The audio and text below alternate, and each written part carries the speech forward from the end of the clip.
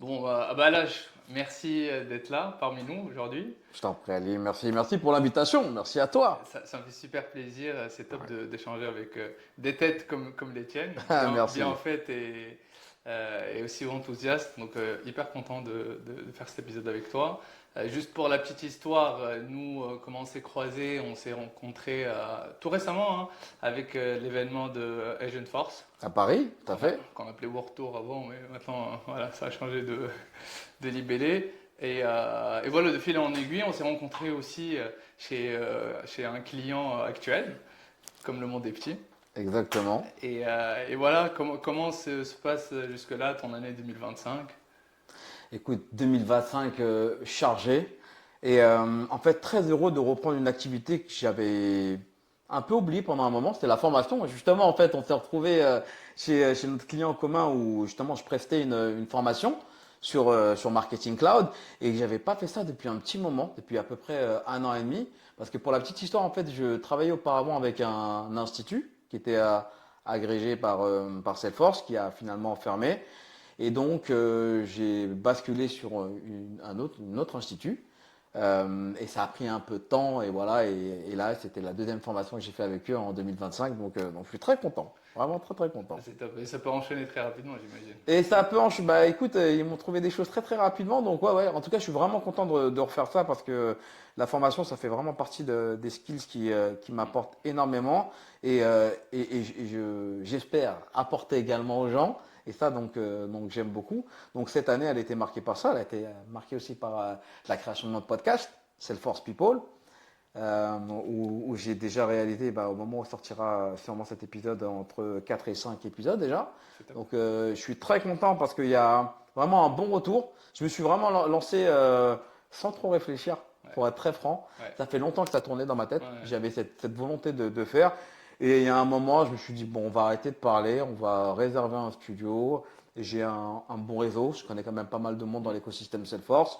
J'ai appelé le premier que j'avais en tête, qui est un ami qui est à Akram, et on l'a fait, et ça a donné un bon résultat, un bon retour auprès de la communauté, et je ne m'arrêterai pas.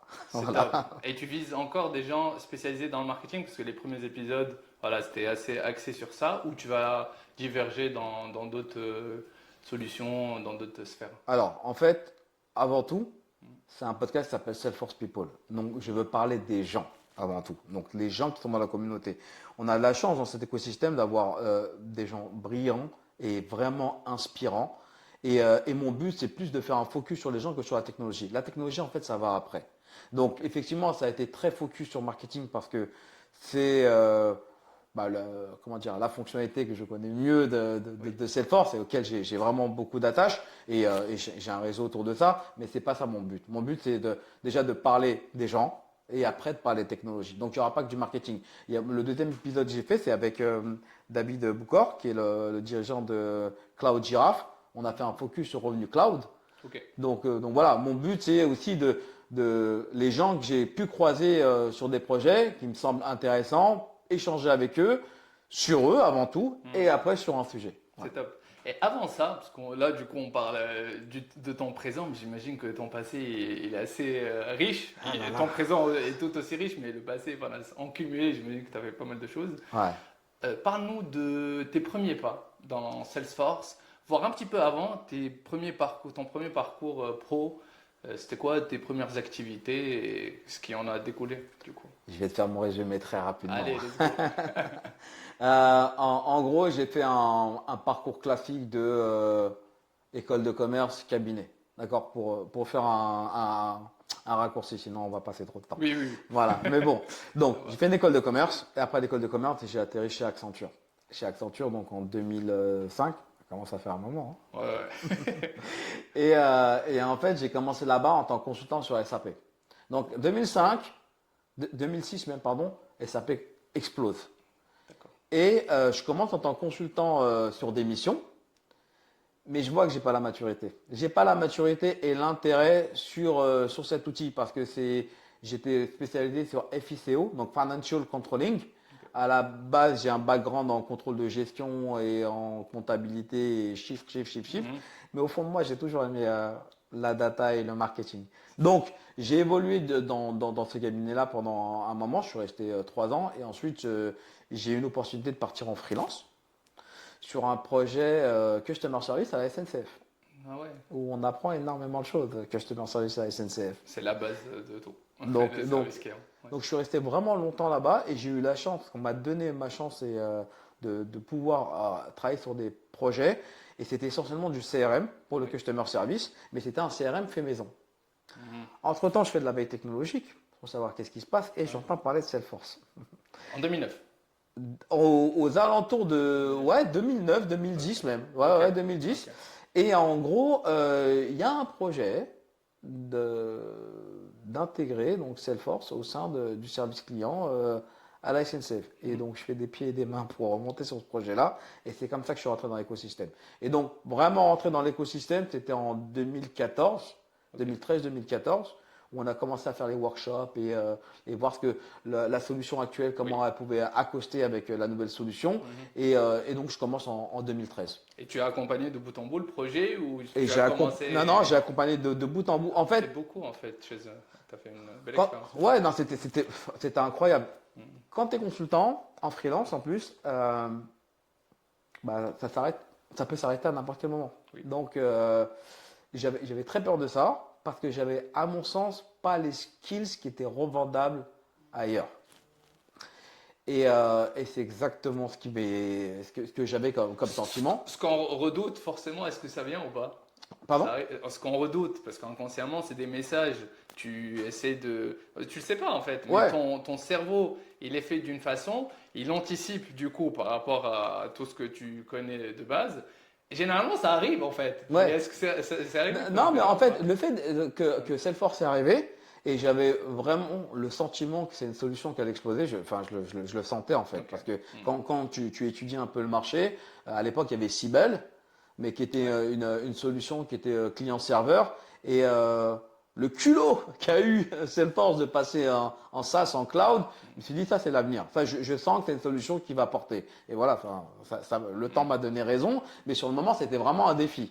Et donc, quand j'ai commencé cette expérience-là sur Salesforce, je me suis dit, OK, il faut vraiment que je me concentre dessus, que je capitalise et que je monte en compétence dessus, que ça va être revendable après, par contre. D'accord, ouais. Et c'est pour ça que donc j'ai commencé ce projet-là et j'ai vraiment été jusqu'au bout, jusque justement au change management et à la formation, Ah, pour ok. faire le lien, tu vois. Intéressant. Et, Ouais. et en gros, comment je suis tombé dessus, donc je commence à faire ces workshops et je m'intéresse beaucoup à la solution.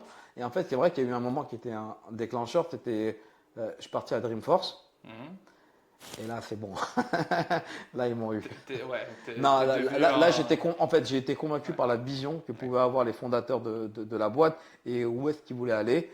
Et en fait, c'était clair.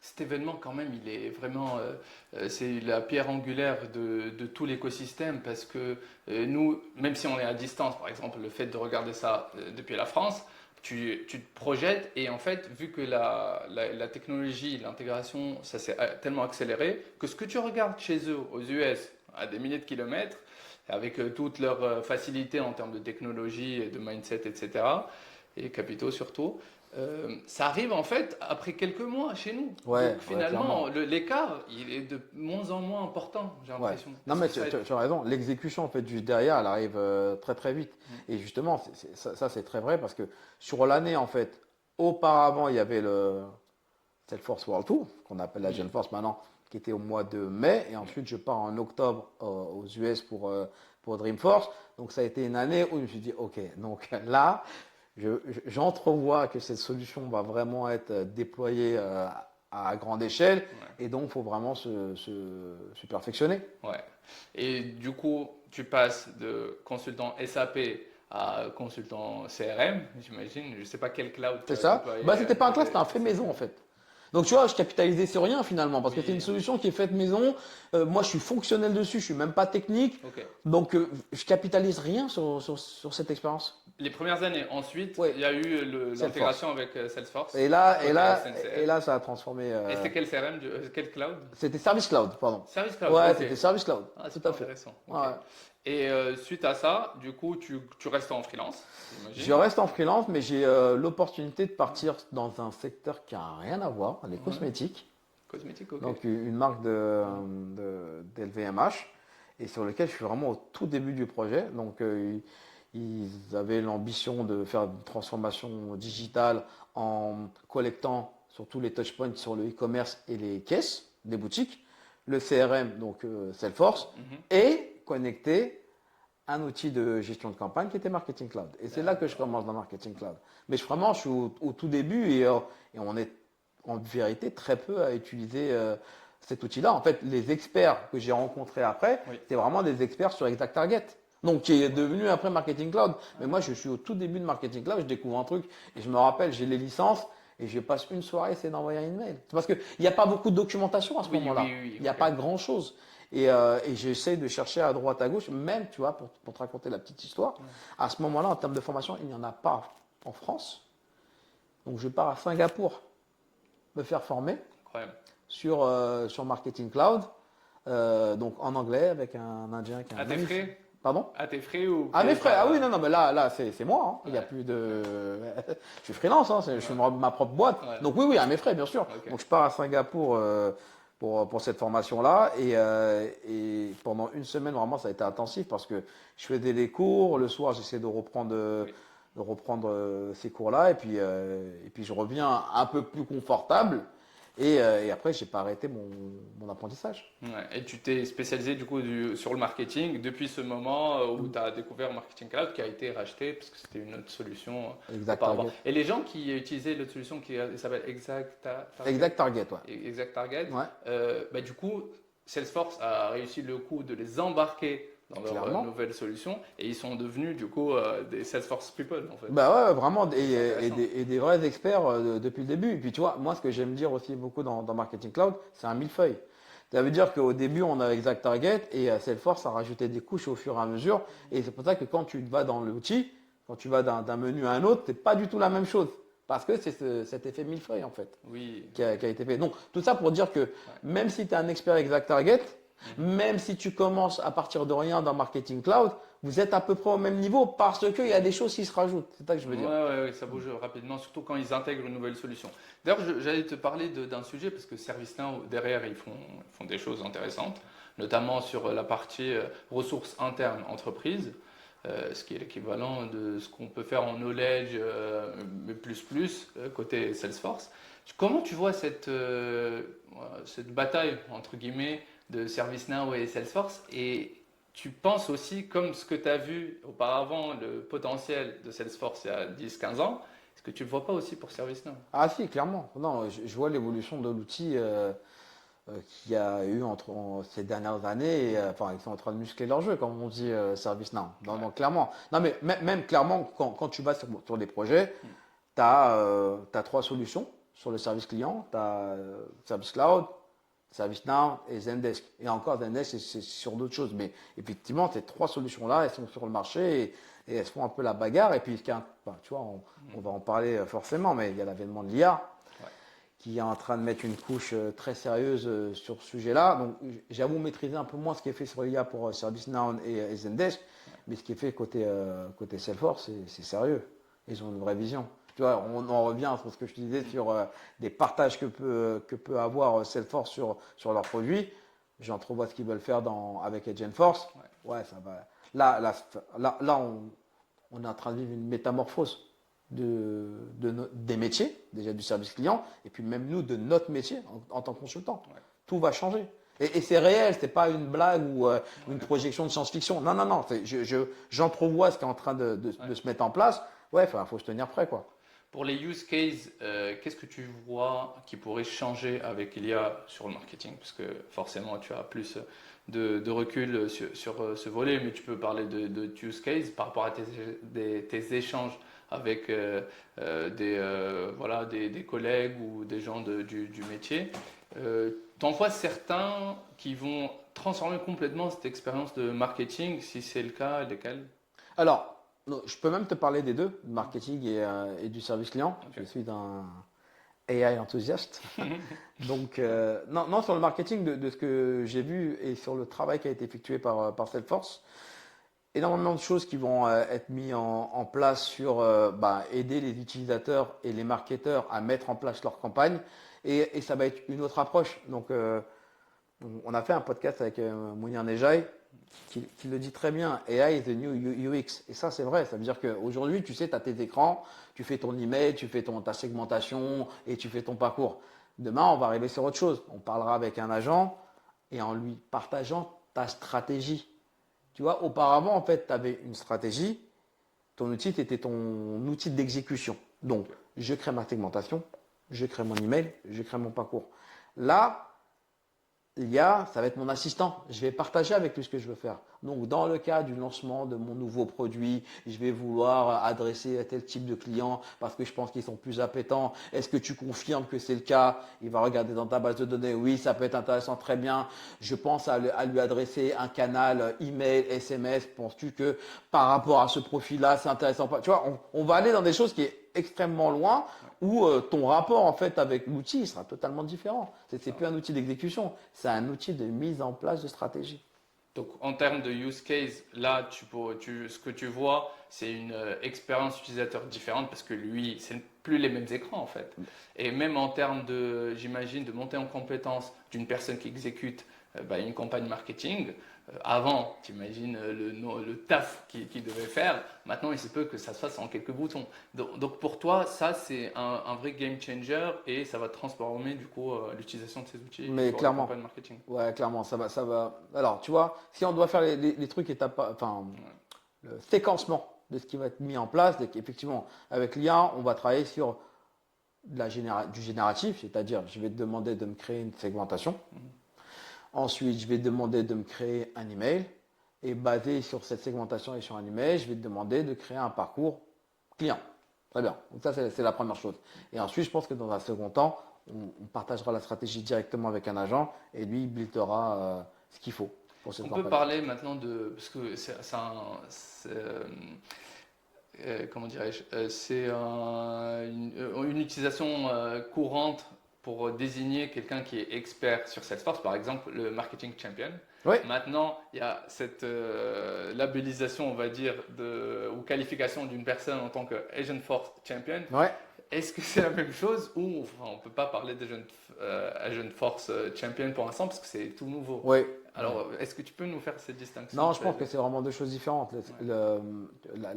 L'appellation qui a été mise en place là de marketing cloud, enfin marketing champion, c'est des gens de la communauté qui partagent beaucoup d'informations sur le marketing, qui sont très présents dans la communauté, qui font du partage d'infos. Voilà. Mais c'est orienté marketing. Donc les différents outils de marketing de Salesforce, qui sont marketing cloud engagement, account engagement, personalization, etc., etc. Alors que l'IA aujourd'hui dans Salesforce, c'est plein de choses. C'est cross-métier en fait. Tu as l'IA pour du sales, tu as l'IA pour du service, pour du marketing, pour les développeurs, pour le e-commerce, pour tellement de choses. Donc peut-être qu'ils créeront des choses, des verticaux, tu vois, de IA, marketing, IA ou whatever, j'en sais rien. Mais pour l'instant, c'est des choses qui sont complètement différentes. Ils sont complémentaires, mais c'est quand même différent. Si on step un peu aside et pour parler d'un autre sujet qui est l'entrepreneuriat, parce que tu t'es lancé en freelance assez tôt, je trouve. Parce Ouais, que quand tu me dis, tu as eu ta première expérience, tu as fait quoi? 3 ans dans un domaine qui n'est pas du CRM en fait. Donc tu t'es lancé en freelance dans le CRM après peut-être quelques années d'expérience. Ce saut que tu as fait avec du recul, est-ce qu'il était courageux? Est-ce qu'il était naïf? Est-ce que c'était les circonstances et le dynamisme du marché? Parce qu'il y a beaucoup de players aujourd'hui sur ce segment. Comment tu le qualifierais En fait, je vais te dire, Ouais. alors, je cherche mes mots. C'est l'inverse qui était surprenant de ma part. Partir dans un gros cabinet. Ok. Vraiment, enfin, comment te dire? Tout est une question d'histoire personnelle, mais moi j'ai toujours été entrepreneur. J'ai toujours entrepris très très jeune. Ok. Même, tu vois, 15-16 ans, je me débrouillais. D'accord? Et même à la vingtaine, enfin, ça va faire rire du monde, mais j'ai monté un label de musique. Tu vois, donc j'étais vraiment dans l'entrepreneuriat depuis très très très longtemps. Mais par contre, j'étais conscient de mes limites et de mon manque de maturité. C'est pour cette raison qu'à un moment donné, je me suis rendu compte dans ce que j'entreprenais, c'est bien, mais j'avais l'impression de gesticuler. D'accord? Et je me suis dit, il va falloir que tu te poses, continue tes études, structure-toi, rentre dans une grande boîte, ils vont t'apprendre à structurer et à faire ce qu'il y a à faire. Et c'est exactement ce qui s'est passé. D'accord. Et donc, quand j'ai eu l'opportunité de partir en freelance, finalement, c'était la suite logique. J'avais le sentiment d'avoir fait ce que j'avais à faire dans ce cabinet, en tout cas ce que je pouvais faire. J'entrevoyais ce qui devait être fait après. Ça ne me plaisait pas plus que ça. Et voilà, et c'est pour cette raison que je suis parti en freelance. Ok. Et quand tu compares avec tes homologues qui ont gardé ce schéma sur 20 ans, je ne sais pas si c'est le cas ou pas, j'essaie de projeter, mais quand tu compares avec des gens qui sont restés dans leur Ouais. cocon et voilà, avec cette stabilité, Mhm. comment est-ce qu'ils ont évolué vers toi avec toute cette richesse de parcours et de diversité? En fait, ce que je dis souvent, c'est une question de profil, vraiment. Je suis très conscient que pour les managers que j'ai rencontrés à l'époque, d'avoir un profil comme le mien, c'est pas facile. Mais vraiment, enfin, j'en suis conscient. Ouais. Parce que j'aime comment dire, j'aime pas dire ce que je dois faire. Enfin, bref, m'encadrer, c'est vrai que c'est pas évident. Oui, Là, je suis extrêmement conscient de ça. Donc, c'est pour ça que c'est une question de profil. Et m'encadrer, c'est pas évident. Moi, que j'encadre d'autres gens, c'est pas évident. Donc, donc c'était la suite logique. Versus d'autres qui ont ces skills-là. Ouais. Je les vois, comme tu dis, là, 20 ans après, Ouais. ben, ils sont très heureux et c'est très bien. Oui, Et moi, ok. je suis, c'est important, notre travail, tu vois, on passe plus de 8 heures par jour, on voit plus que nos familles. Il faut être un minimum épanoui, quoi. Ouais, Et donc, voilà. Enfin, moi, je pense que c'est vraiment une question de profil. Il faut essayer de se questionner assez rapidement. Il y a de la douleur dans tout ce qu'on fait au départ. Il y a de la douleur en tant que salarié, il y a de la douleur en tant que freelance. Mais il y a un moment, c'est bien d'essayer les deux pour savoir qui on est. Et c'est exactement ce qui m'est arrivé, en fait. J'ai eu la chance d'essayer en tant que salarié dans un cabinet. Ouais. OK. J'essaie en tant que freelance. OK. Et tu vois, juste pour te raconter un peu l'histoire, comment ça s'est passé, c'est que donc, je suis chez Accenture, un grand cabinet prestigieux, très beau jusqu'à maintenant. C'est un très beau cabinet. Et en fait, on m'appelle pour cette opportunité de partir en freelance où je n'ai pas les skills. Je suis très conscient de ça. Mais j'ai envie. J'ai vraiment envie. Et là, ça me met dans un poste d'entrepreneur et ça me parle beaucoup. Et en gros, j'abandonne mon CDI pour 4 mois de mission Seulement. qui se sont terminés en 7 ans derrière. Mais Incroyable. le risque était grand de dire que j'abandonne tout, un CDI, une stabilité, un grand nom, un salaire, tout ça, La reconnaissance. la aussi. reconnaissance, le statut, Oui, voilà. Aussi. Ouais. Et finalement, tout ça ne m'intéressait pas. Finalement, mais c'est pour ça que je te dis que c'est une question C'est ça, ouais, exactement. de profil. C'est à un moment donné, tu prends un peu de recul sur toi-même. Qu'est-ce que je veux? Est-ce que tout ce que je viens d'énumérer, c'est quelque chose que je veux? Pas forcément. Est-ce que je veux m'épanouir? On s'épanouit aussi en tant que salarié, c'est pas ça la question. Mais est-ce que mon profil, c'est plus d'être seul, entre guillemets, monter en compétence sur quelque chose, proposer des idées, gérer un projet, peut-être un peu plus petit, parce que c'était ça. Je suis tombé sur un projet qui était quand même plus petit que ce qu'on a pu avoir chez Accenture, où c'est énorme. Ouais. Ou Donc, tu es un maillon dans une grande chaîne, un organisation, tout petit maillon en plus, tu vois, c'était pas la grosse chaîne. Je sais ce que tu sais, Et- ce que tu dis, ouais. Et voilà, tu vois, je blâme personne parce que c'est dû à mon poste. Tu viens d'arriver, tu vas pas finir non plus manager, quoi. Prends ton temps. Et tu vois, même avec ça, avec du recul, j'ai peut-être eu parfois des attitudes qu'il faut pas. Parce que, peut-être même prétentieux, faut le dire, tu vois, avec du recul aussi, tu te rends compte de choses. Quand tu commences, tu sors d'école, on te met tellement dans la tête que tu es génial que tu le crois, en fait. C'est incroyable ça. Non, mais vraiment, et c'est pour ça que j'en parle, parce que je trouve que c'est important C'est d'en ultra parler. important, ouais. C'est que on peut le croire. Et il faut que tu arrêtes tout de suite de croire ça, d'accord? Parce que tu es comme tout le monde, et voire bien plus bas. Ouais, bien plus beaucoup bas. plus- donc, T'as rien prouvé t'as encore. rien fait en fait, tu ne sais rien faire. Donc, Ouais, c'est ça. arme-toi d'humilité et après fais tes preuves et on verra. C'est ouf, ça me parle de ouf. Ouais. Non, mais vraiment, tu vois, C'est s'il y a des jeunes consultants là, qui nous écoutent, apprenez avant Là, tout. c'est le premier conseil en fait que tu as donné. Non, mais qui c'est est vrai. la base, qui est Mais- vraiment la mais base, parce que- l'humilité. Ouais. Ah oui, oui, l'humilité. Et aussi, ça a été une très belle expérience pour moi parce que, tu vois, Accenture, ça brasse beaucoup de monde. Oui. Et tu vois des typologies de gens. Tu vois des gens intelligents qui ne parlent pas beaucoup. et d'autres qui parlent un peu plus. Donc voilà, c'était intéressant aussi de t'évaluer aussi par rapport à d'autres personnes. Carrément. Ça te laisse le temps et après tu prends le chemin que tu veux, quoi. Ouais, tu as eu de la chance, je trouve, pour Énormément de chance. d'avoir atterri dans un truc comme ça qui finalement ce qui est je dirais pas ça comme ça, mais je suis obligé de donner le mot pour catégoriser, mais l'antipode en fait de qui tu es, un peu. Mais clairement. Et donc voir ce monde ultra structuré où en fait, tu avances très doucement, mais après c'est une grosse structure, donc quand ça avance, c'est Ça un avance, bulldozer. ouais. Mais derrière, toi, tu as envie de gesticuler, entre guillemets, et tu te retrouves un peu bloqué par quatre murs.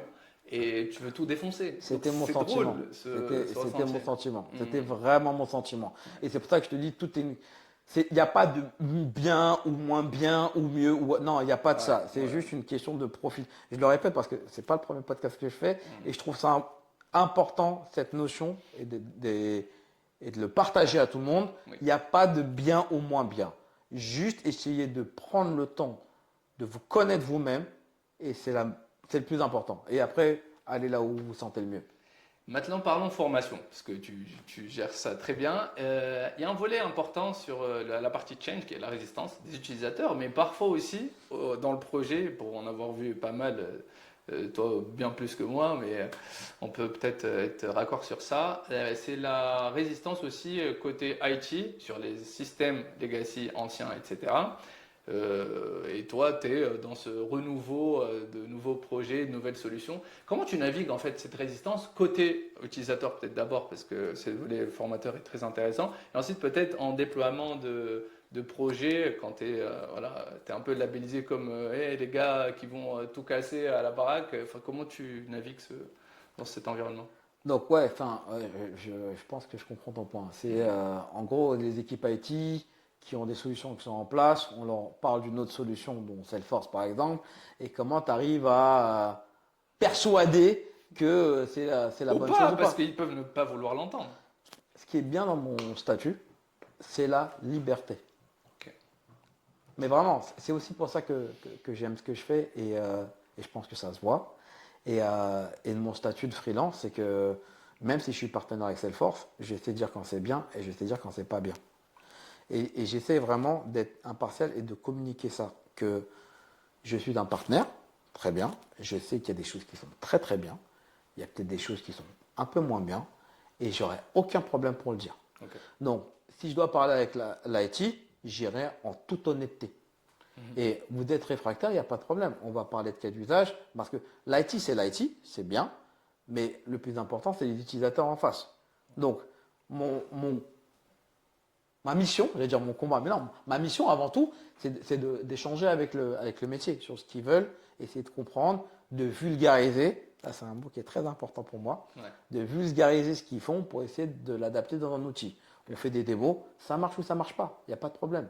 Mais allons au bout des choses. Après, j'arrive à convaincre, c'est bien, mais en vérité, c'est même pas mon objectif de convaincre. Je suis pas là pour convaincre. Oui, je suis là juste pour montrer. Okay. Après, vous faites ce que vous voulez en fait. Mon devoir de conseil et mon expertise outil et mon expérience sur le métier fait que je vous expose des choses. Après, vous prenez pas, c'est vous qui voyez. Donc tu utilises ce qu'ils font historiquement pour comparer un peu avec ta démo, ou tu utilises leur démo dans la formation de Change. Généralement, tu utilises des choses qui arrivent donc bientôt en MEP ou bien des trucs qui existent déjà dans leur système. Ou toi, tu montres aussi ce qui est possible encore demain et ce qui n'est pas forcément discuté chez eux en interne. En fait, c'est un mélange de tout ça. C'est-à-dire que je prends l'existant, je le superpose à ce que fait Salesforce, je montre comment on fait différemment ou pas. Peut-être que c'est plus simple, peut-être que c'est un peu moins simple. Je vais donner un exemple concret. Donc, à la SNCF, à l'époque, il y avait beaucoup de papier. Donc, on imprimait énormément de choses. Salesforce, ce n'est pas un outil de print. C'est un outil email très digital. Donc, il a fallu échanger justement avec les utilisateurs pour dire, on a mis en place une solution custo vraiment fait pour imprimer. Là, on est sur une nouvelle technologie qui est différente. Donc, ce qu'on va vouloir faire comme auparavant, il va falloir qu'on le torde dans tous les sens. Ok. Et de toute manière, ce ne sera pas fait de la même manière. D'accord? Il y aura des choses qui sont moins bien, des choses qui sont bien. Donc, on a essayé de faire aussi ce qu'on appelle un gap analysis, en disant, voilà, vous gagnez sur ça, peut-être que sur ça, c'est moins bien fonctionnellement, mais ce sera fait différemment, et on l'expose de cette manière. Après, c'est validé ou pas validé.